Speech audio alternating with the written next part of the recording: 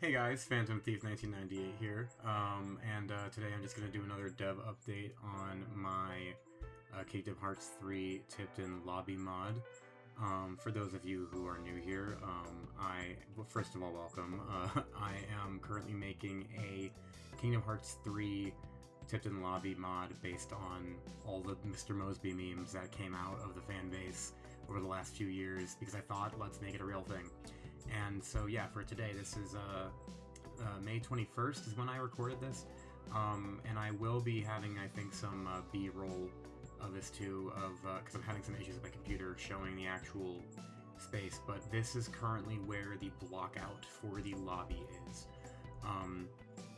I have been working on this on and off for a while, but I'm actually going full force, working on it as much as I can now, and so as you guys can see here, I have a lot of very rudimentary building blocks of where we're going with this. In game development, blockouts are usually what you start with.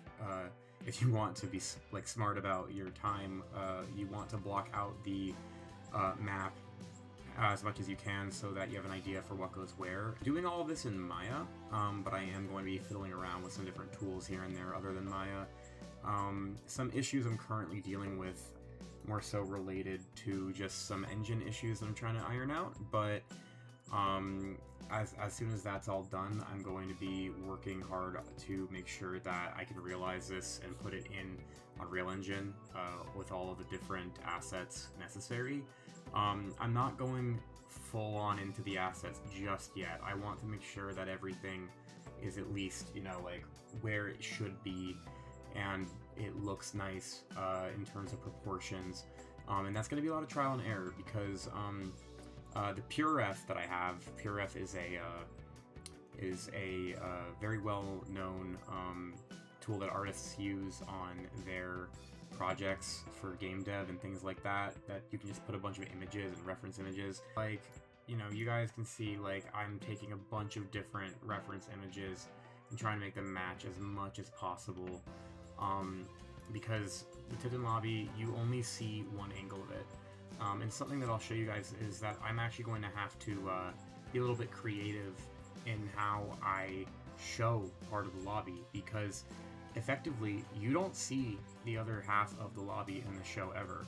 The commercial episode actually has an angle, I wanted to say, where you can actually see what the back of the lobby that we don't ever see looks like, and I was blown away by that. I actually jumped for joy when I actually was watching through all those episodes, and I was like, holy crap, there is canonically another part of this that we don't see. And so I'm working that in. I'm trying to be as respectful of the show as possible. So I actually had to do a lot of scrubbing through the show. I literally went on Disney Plus, and I just watched a bunch of episodes, and I looked through to see what uncommon angles of the lobby can you see, because I want to make sure that this is done right. And there are some liberties that are going to need to be taken because it's a sitcom, and this is ultimately designed to be a stage. You do not see the part that the audience is in. And the show literally had episodes like that, like the Sweet Life Goes Hollywood had that happen, where you could see where the actual set began and ended. And I'm using that as a lot of reference, but I'm also using just random moments from the show. But the most significant episode that's been a huge help with this, hilariously, was the commercial episode. If you guys remember the episode where, they have the Tipton Hotel commercial, and Carrie becomes a big star from it, just from that. That episode has a lot of angles that have really helped. Especially, there's one with Maddie that I'll try to show, but an angle, and it actually reveals that the lobby is built at an angle, and it's very hard to tell. If you look right here, I didn't realize that it was shaped like that, and I'm still probably a little bit off with the actual angles, but I think it was a huge step moving it around. I actually had an instance of this a little bit ago that did not reflect this as much, but and also there's a lot of space in this that I have room to be a bit creative with, and because effectively this is going to be a boss fight arena, I'm probably going to only make the I'm probably going to call it quits to an extent when I have the actual like needed assets finished, like the actual like walls and the doors, the revolving door, etc. Purely because everything else at that point is just fodder to get attacked. But honestly, that could be fun. Stretch goal maybe to do that, but I still plan on still modeling everything that, you know, gives the space its identity. Even just for the sake of being like Tipton Lobby fan art, I want this to look as accurate to the show as possible. That I can do to the extent that I can. So yeah, I think that there's still quite a bit of a ways to go, but this is just where we're currently at, and the actual dimensions of it might come into question when the actual boss fight is implemented. But at the beginning of all of this, all I care about is that it matches the show as much as possible. So yeah, like I still want to have like the concierge desk, the candy counter is still going to be there, but what is next to the candy counter that you don't see? What is next to Moseby's desk over here that you don't see? That is going to be an opportunity for me to really get a little creative with maybe putting like a bathroom or like, you know, an employees only door somewhere or something. But there's actually 2 elevators implied back there because it's very obviously just a redone shot of kind of the side of the set that Maddie's candy counter is on, where you see those elevators. But canonically, that's what that looks like. That's the only instance in the show that we ever get. I felt like I found the One Piece finding that shot. I was like, whoa.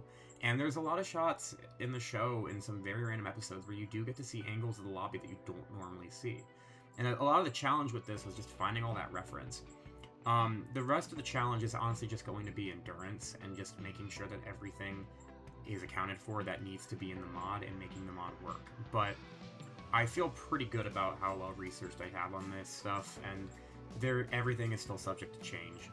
I'm going to be doing modular assets with this too, so like who knows, maybe it could expand into more rooms or something, but for right now I purely just want to capture the essence of the show, and once I get the engine figured out, well, it'll be a lot smoother after that. But yeah, the engine that the modders use is actually a modified version of Unreal Engine 4. I can't remember the exact instance, but I'm pretty familiar with Unreal Engine 5, and while the interface looks a bit different, most of it functioned the same from the bits of Unreal 4 I did use when I was in school. Some other things with this that I am excited to do are, you know, implement the furniture, whether it's in the fight or not. I'm excited to, you know, just make it look like the show. Again, proportions are probably subject to change. I think that this area right here is going to be kind of annoying, but I'm really proud of where this is, even just in this phase, because getting this to exist took looking at the show through a lens that a viewer isn't supposed to think about. And I think it was really fun to kind of piece together, what does this actually look like? If this was a place I could step into, there wasn't the camera pointing at me, what would it look like? And that is going to be a lot of blanks to be filled in later, but also just realizing it like this and looking at the images and comparing angles of the camera to it, I feel pretty good about it so far. So yeah, this is just another update video, and thank you guys so much for watching, and I'll post the next one as soon as I'm able. Subscribe if you want, and yeah, hope you have a great rest of your day.